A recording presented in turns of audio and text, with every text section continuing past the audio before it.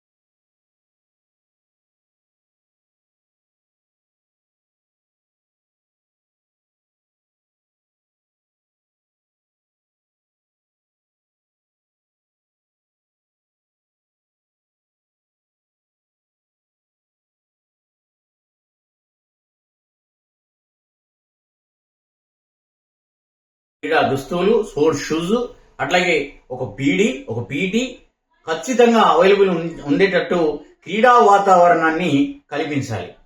ప్రతిరోజు ఆటలు ప్రతి స్కూల్లో మ్యాండేటరీగా తప్పనిసరిగా మనం వందే మాతరం అని ఎట్లాగా జనగణమనని మన ప్రార్థనా గీతాన్ని ఎట్లా ఆలోచిస్తామో అట్లాగే క్రీడలు మ్యాండేటరీగా ప్రతిరోజు జరుగుతున్నాయా లేదా అనేది ప్రభుత్వం వాచ్ చేయాలని, మరి అట్లా చేస్తేనే మరి క్రీడల అభివృద్ధి అనేది మన తెలంగాణలో జరిగే అవకాశం ఉంటుందని నేను తెలియజేస్తా ఉన్నా. అట్లాగే మరి మరో 15 ఉద్యోగ ప్రకటనల కసరత్తు పూర్తి, భారీ సంఖ్యలో పోస్టులు వెలువడే అవకాశం. కంప్యూటర్ ఆధారిత పరీక్ష ముగిసిన వెంటనే మార్కులు తెలిసేలా టీజీపీఎస్సీ ఏర్పాట్లు. రాష్ట్రంలో ప్రభుత్వ ఉద్యోగాల భర్తీకి ఈ నెలాఖరు లేదంటే సెప్టెంబర్ నుంచి ఉద్యోగాల ప్రకటన జారీ చేసేందుకు టీజీపీఎస్సీ కసరత్తు పూర్తి చేసింది. ఈ ఏడాది ఇప్పటికే 9 ప్రకటనలు ఇచ్చిన కమిషన్ మరో 15 వరకు వెలువరించేందుకు సిద్ధమవుతోంది. ఇప్పటికే పరిపాలన ప్రక్రియ తుది చేరుకోవడంతో పోస్టుల సంఖ్య, అర్హతలు తదితర అంశాలను మరోసారి పరిశీలించి వీటికి ఆమోదం తెలిపే అవకాశాలున్నాయి.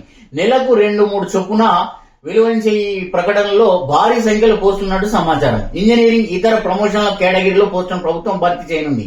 ఇటీవల ఆర్థిక శాఖ అనుమతించిన 3,800 పోస్టుల భర్తీకి టీజీపీఎస్సీకి ప్రతిపాదనలు అందాయి. ఇందులో అత్యధికంగా 1,398 అటవీ బీట్ అధికార పోస్టులున్నాయి. వీటి తర్వాత టౌన్ ప్లానింగ్, స్టాటిస్టికల్ అధికారులు, టెక్నికల్ సహాయకుల పోస్టులు ఉన్నాయి. సరే, ఏది ఏమైనా చాలా మంచి విషయం. తెలంగాణలో మరి ఆకలి దప్పుల్ని ఎదుర్కొంటూ, పేదరికాన్ని ఎదుర్కొంటూ ఉస్మానియా క్యాంపస్, అట్లాగే అనేక మరి ప్రభుత్వ క్యాంపస్లు వరంగల్లో కావచ్చు, కరీంనగర్లో కావచ్చు, మహబూబ్నగర్ పాలమూరు యూనివర్సిటీలో కావచ్చు, హైదరాబాద్ అశోక్ నగర్ లో మరి అన్నము లేక, ఫీజులు కట్టలేక ఛాయ్ బంద్ తినుకుంటూ మరి ప్రభుత్వ ఉద్యోగాలు ఎప్పుడు పడతాయి, నోటిఫికేషన్లు మేము ఎప్పుడు రాయాలని పెళ్లి పెడాకులు మాని యువత వయసు మీద పడుతున్న మరి ప్రభుత్వ ఉద్యోగాన్ని సాధించాలనే ఒక తపనతోటి ఎదురు చూస్తున్నారు. మరి వారికి ప్రభుత్వం ఇన్నేళ్లు మరి ఆశ చూపించింది. మరి ఇప్పుడు ఏదో మరి ఇక్కడ వార్త కనిపిస్తుంది, 15 ఉద్యోగ ప్రకటనల కసరత్తు అనేది. మరి ఆ ఉద్యోగాల ప్రకటన వెంటనే వేస్తే మంచిది. మరి అనేక కొలువులు, వేలాది కొలువులు పెండింగ్ ఉన్నాయి, ఖాళీగా ఉన్నాయి. మరి ప్రభుత్వం వాటన్నిటిని భర్తీ చేయాలి. బ్యాక్లాగ్ పోస్టులను కూడా భర్తీ చేయాలని మరి నిరుద్యోగ యువత డిమాండ్ చేస్తా ఉంది. ఇది ఇలా ఉంటే నా బిడ్డ ప్లాన్ ఏ మాట్లాడింది, ఆమె ప్లాన్ బి ఏమిటో నాకు తెలియదు. మేము కాంగ్రెస్ ని వీడేది లేదు, మంత్రి కొండా సురేఖ భర్త మురళి, సీఎం పార్టీకి వ్యతిరేకంగా మాట్లాడేది లేదు రాజగోపాల్ రెడ్డి, బట్టి ఉత్తమ్ వేరు ఇరు నేతలతో పెట్టి రాత్రి బెంగళూరు ఖర్గేతో పట్టి. ఇది రాజకీయ వార్త. అది వాళ్ళు తిట్టుకోవడం, అట్లాగే మళ్ళీ సర్దుకోవడం, అట్లా ఏదో వాళ్ళ చర్యలు తీసుకోవడం వాళ్ళ కామన్. ప్రజల పట్ల చిత్తశుద్ధి ఉండే కదా. ప్రజల బాగోగుల గురించి మాట్లాడాల్సింది పోయి ఒకరినొకరు తిట్టుకోవడం, ఛాలెంజ్లు విసురుకోవడం, భయంకరమైన ఈగోలకు పోవడం. దీనివల్ల ప్రజలకు ఒరిగేదేం లేదు. ప్రభుత్వం అంటే, ప్రభుత్వంలో ఉన్న మంత్రులు అంటే, ఎమ్మెల్యేలు అంటే, ప్రజాప్రతినిధులు అంటే ఒక బాధ్యత, పబ్లిక్ పర్సన్స్ కదా, public persons. So public person ఎట్లా మాట్లాడాలి, ఎప్పుడేం మాట్లాడాలి అనేది తెలియకుండా మాట్లాడుకుంటే అది కరెక్ట్ కాదు. అది వాళ్ళ అంతర్గత వ్యవహారం, అది మనకు అవసరం లేదు. వాళ్ళ పార్టీ వ్యవహారం, సరే అది మనకు అవసరం లేదు. అతివేగం 6 పలి, బ్రేకులు పనిచేయక డివైడర్ ఎక్కి నిలిచిన లారీని ఢీకొన్న ప్రైవేట్ ట్రావెల్స్ బస్సు. మృతుల్లో 5 మహిళలు, 14 మంది గాయాలు. సూర్యాపేట జిల్లాలో ఘోర ప్రమాదంలో నుజ్జునుజ్జైన ప్రైవేట్ ట్రావెల్స్. చూడండి ఇక్కడ అసలు ఇక్కడ ఆదిలాబాద్ నుంచి హైదరాబాద్ వరకు ఈ నేషనల్ లోని అతిపెద్ద హైవే ఇది, 44 నెంబర్. అట్లాగే విజయవాడ హైవే అటు. ఈ చూస్తా ఉంటే ప్రైవేటు బస్సులకు విచ్చలవిడిగా పర్మిషన్లు ఇవ్వడం, మరి అందులో అన్ని రకాల సేఫ్టీ ఉందా, పొల్యూషన్ ఉందా, ఇంజన్ కండిషన్ బాగుందా, మరి డ్రైవర్లు డైలీ మరి రెస్ట్ ఉందా వాళ్ళకి, లేదా డ్రంకన్ కండిషనా, ఎట్లా చేస్తా ఉన్నారు, ఇవన్నీ ఎవరు పరిశీలించాలా? ఒక బస్సులో 60 నుంచి 80 మందిని మరి తీసుకెళ్తా ఉంటారు. ఆ తీసుకెళ్లిన గాలిలో ప్రాణాలు వెళ్తున్నట్టు వేగంగా, అతివేగం, అజాగ్రత్తగా వెళ్ళడం ఎంతవరకు న్యాయం?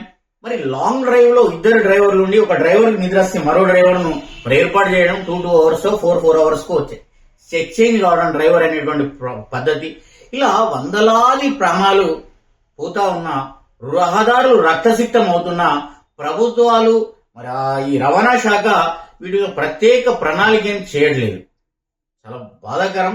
మరి ఇట్లా రోజుకో వార్త మనం ప్రమాదానికి సంబంధించి చూస్తా ఉన్నాం. ఏది ఏమైనా చాలా అతివేగానికి 6 బలి. అతివేగానికి 6 అజాగ్రత్త, అతివేగం వల్ల ప్రాణాలు పోతా ఉంటాయి. మరి ఈ బస్సు ప్రాణాలే, ఈ వెహికల్ ప్రాణాలే కాదు, ఎదురుగా వచ్చే వాళ్ళకి కూడా అది ఇబ్బందికరం అవుతా ఉంటది. కాబట్టి అతివేగం మంచిది కాదు, అజాగ్రత్త మంచిది కాదు. ఈ రవాణా శాఖ గైడ్ లైన్స్ ఖచ్చితంగా పాటించాలి. ఎందుకంటే మనకు సేఫ్టీ ముఖ్యం. సేఫ్టీ, 1 గంట ఆలస్యం పోతే ప్రాబ్లం ఏముంది, 1 గంట 2 గంటల ఆలస్యం పోతే ప్రాబ్లం ఏముంది. 120 అది 80, 60, 80లో పోవచ్చు హైవే అయినా. జాగ్రత్తగా కులాసగా మనం పోతా ఉంటే మంచిది కదా.